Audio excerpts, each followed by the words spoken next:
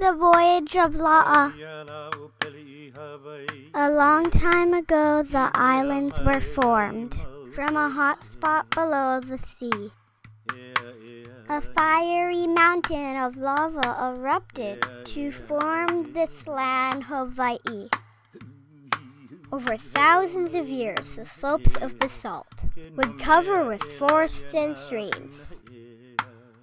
By wind and by waves, the animals came, but man was not yet to be seen. In a land far away lived a seaman named La'a, who embarked on a double-hulled canoe. A wayfinder, he had charted the path of a journey that no other knew. His voyaging vessel dug out from a tree and carved with tools made of stone. Twin hulls were joined by a last crossbeam. 2 spars held the sail that was flown. On the horizon, the sun broke the dawn. The path to the east was made clear. La'a marked the rail on the bow and used it to guide and to steer. At open sea, they brought up their paddles and raised a triangular sail. A fine woven mat of lauhala leaves. It blew taut in the wind that prevailed. The canoe moved swiftly on the following sea as they sailed on into the night. Up in the sky was the new moon of Hilo, so dark with a sliver of light. In shifts, the crewmen kept close watch on the sky and the waves and the wind. Until the next morning, the sun broke the dawn, and the eastward mark could be pinned. From the aft of the boat, the fishing line streamed to catch deep-sea fish as they sail, surviving on taro, banana, and breadfruit. Should trolling the waters they fail. Out in the west, light showers appear.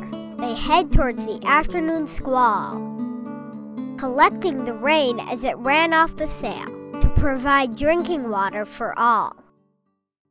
Night after night, La'a looked to the sky in search of the northern star. The Hoku moon was bright and full. He knew now that land was not far. The variable winds became suddenly stronger. A storm up ahead moved in fast.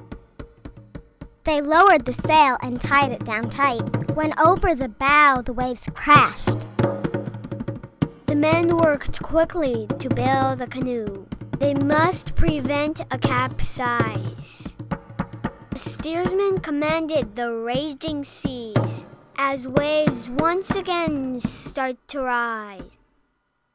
The crew held tight in the gale-force winds. Rough seas and big waves remained high. They spotted a Manu'oku at daylight, an omen that land was nigh. A white tern flies from its nest out to sea, over 100 miles for food. A feathered beacon as it flies back home. A promised landing is good. The sunrise path met the mark on the rail. La'a set the course to northeast. The men were lashing the split crossbeam. The storm had now finally ceased. West of the bow, the water churned. From beyond came a seabird call. A school of ahi swarmed close to the surface, a feast to be had by all. The crewmen caught fish in the trailing lures. With hunger they no longer vie. The sea and the seamen both came to rest, as stars lit the darkening sky. The steady bright star was now rising. Hokupa'a shone bright in the north. La'a felt the swells change direction, gently rocking the canoe back and forth. At dawn, the waters were a brilliant blue. Near the reefs, there were several honu. La'a, the wayfinder, turned to sail west to follow the Manu Oku. On the horizon, the dark slopes appeared, like a tall mountain peak in the sea. When the shore came to view, they could see it was lined with many tall coconut trees. They lowered the sails once inside the lagoon and set the canoe at the edge of the sand. La'a knew he arrived at a place that was special, a fertile and untouched land. A place where forests brought plenty of rain and a bounty of fish in the sea. It's here that La'a would soon call his home and settle this land Hawaii. And so ends our journey, but not the discovery of Polynesian voyaging lore. The star path of La'a Ho'okele Moana, a seaman who sailed to explore